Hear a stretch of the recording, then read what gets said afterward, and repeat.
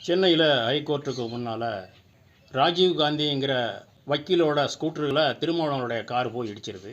அப்போது என்ன இடிச்சிட்டிங்களேன்னு சொல்லி கையை காட்டுறாப்புல. அதை அவங்களுடைய எஸ்கார்டாக இருந்தவங்க இறங்கி அந்த வக்கீலை அடிக்கிறாங்க. முறைச்சி பார்த்ததுனால ஏன்டா முறைக்கிறேன்னு சொல்லி அடித்தாங்க. அது கூட சரியாக அடிக்கலை, சும்மா 4 தட்டு தட்டினாங்க.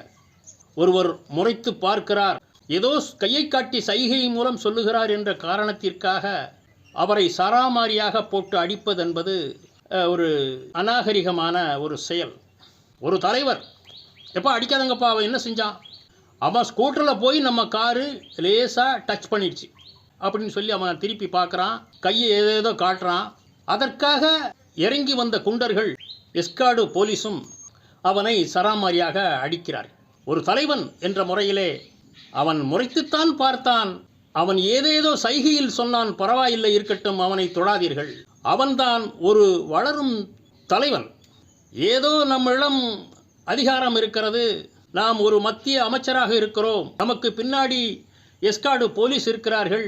அதிகார மமதையில் ஒரு ஒரே ஒரு ஆள் முறைத்து பார்த்ததற்காக அவனை விரட்டி சென்று தட்டிவிட்டு பொது மேடையிலே சொல்லும்போது கூட ரொம்ப இகழ்ச்சியாக சும்மா 4 தட்டு தான் தட்டுனான், ரொம்ப ஒன்றும் அடிக்கலை.